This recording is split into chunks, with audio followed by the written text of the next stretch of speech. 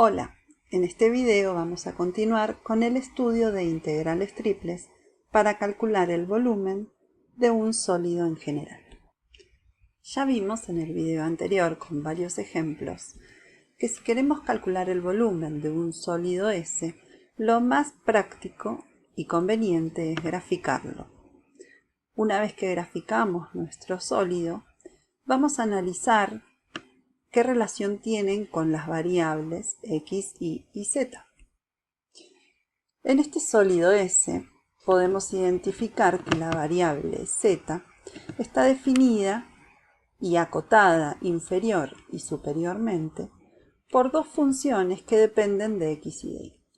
Por otro lado, vemos que este sólido se proyecta sobre el plano XY, determinando un recinto D.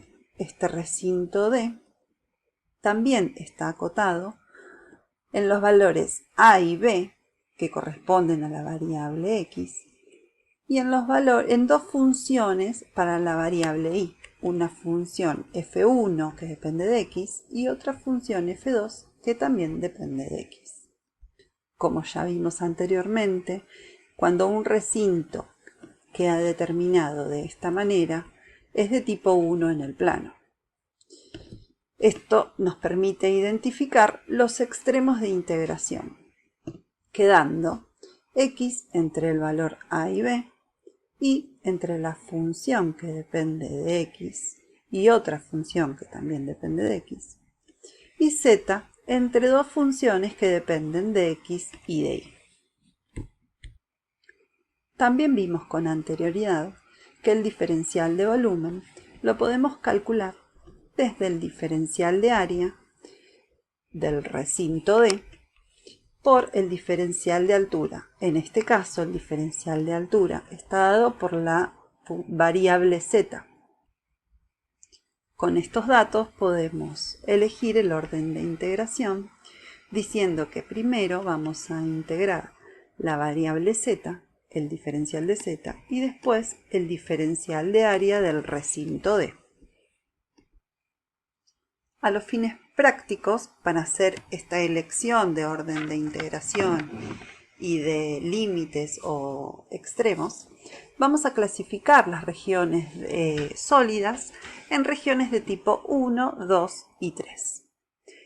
Decimos que una región es de tipo 1 si su gráfica se encuentra entre gráficas de dos funciones continuas de las variables x e y.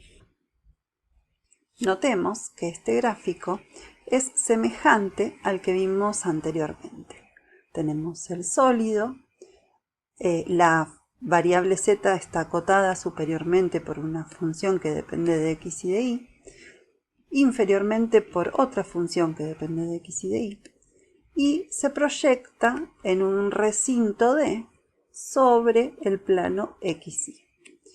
X está acotada por dos números A y B, y la variable Y está acotada por dos funciones que dependen de X.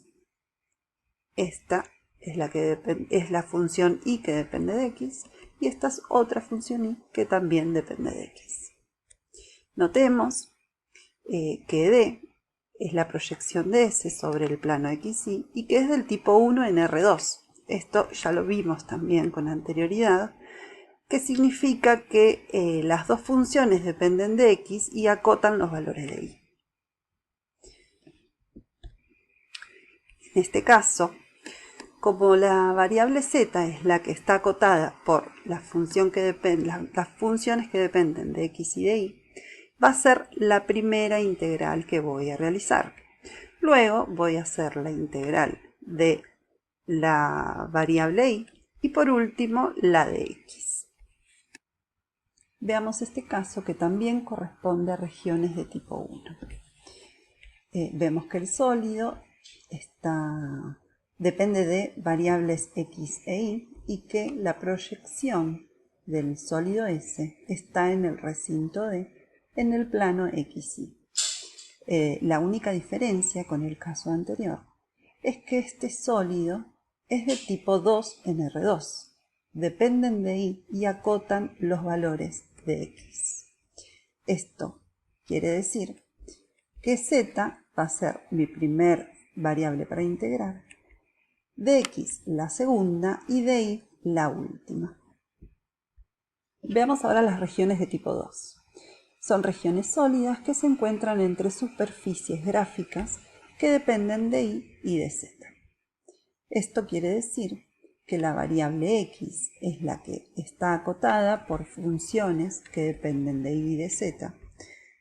El recinto D me queda proyectado sobre el plano YZ y cuando voy a integrar voy a elegir primero la variable x porque es la que está acotada por y por z luego la variable y por último la variable z que está acotada por e y por h. Siguiendo esta idea, definimos las regiones de tipo 3 como una región sólida que se encuentra entre superficies gráficas de funciones continuas de variables x y z.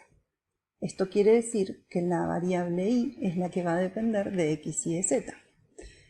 Va a ser la primera función, la primera variable que voy a integrar en esta integral triple.